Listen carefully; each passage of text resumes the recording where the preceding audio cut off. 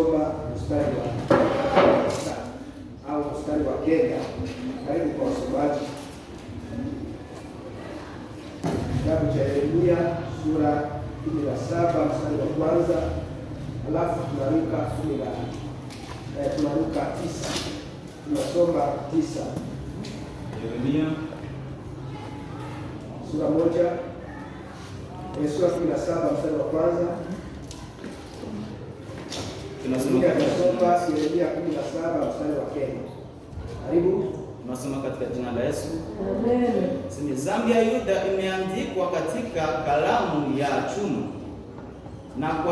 na kwa mcha ya almasi, imechorwa katika kibao cha moyo wao na katika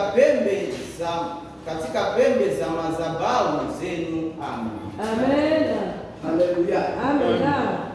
Hapa Yeremia iko anazungumzia juu ya dhambi ya Yuda. Dhambi ya Yuda.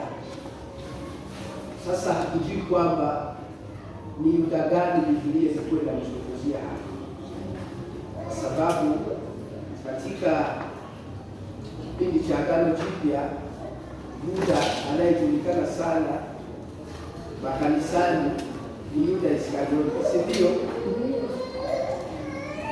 Yuda Iskariote ndiye Yuda ambaye anajulikana sana kwamba ndiye alifanya dhambi, na dhambi alifanya alimtoa Yesu Kristo ili ya uwaji, kwa sababu ya vipande 30 vya pesa. Hivyo ndivyo tunavyojua. Lakini tukiangalia vizuri na pia Yeremia hapa hajamzungumzia Yuda Iskariote. Haleluya. Amen. Lakini hapa alikuwa anazungumzia nyumba ya Yuda. Na nyumba ya Yuda ni nyumba ipi hasa? Tukiangalia nyumba ya Yuda iko miongoni mwa kizazi cha nani? Cha Yakobo. Bwana asifiwe. Amen.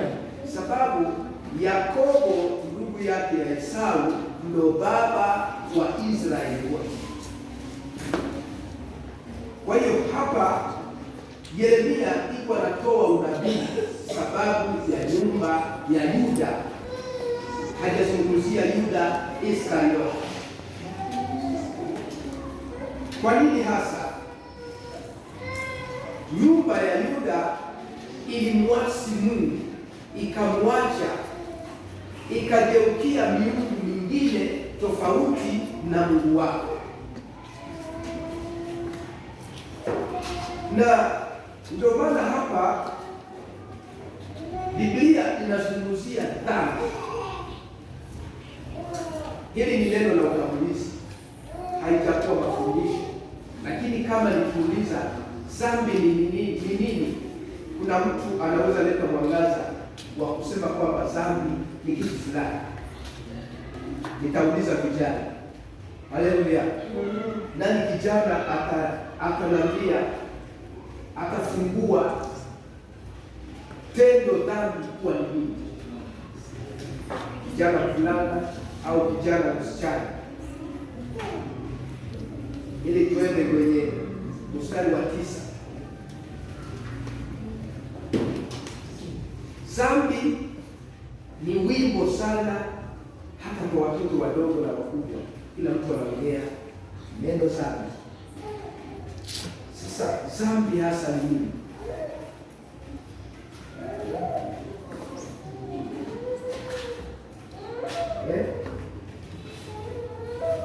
Dhambi ni nini? Dhambi ni nini? Kila kitu ni kujaribu.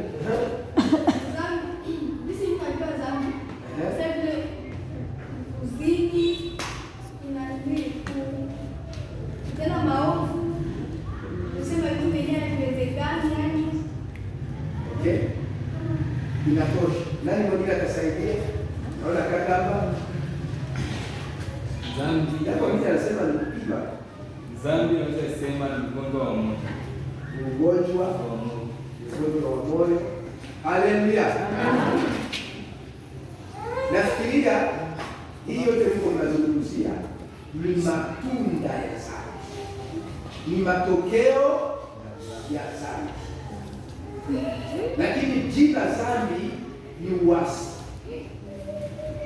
Wakikuuliza dhambi ni nini, directement sema dhambi ni uasi. Dhambi ni kukeuka sheria. Wanakuwekea sheria, wanakwambia usivuke, na wewe unafanya nini?